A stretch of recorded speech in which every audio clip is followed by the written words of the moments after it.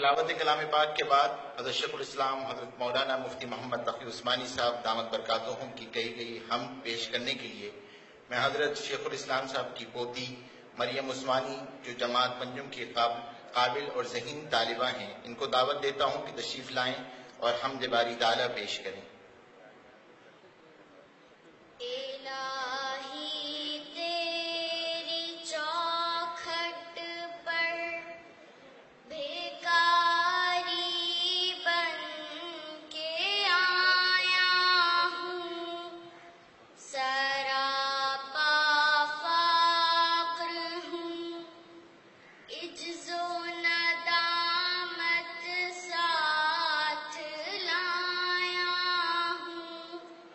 بیکار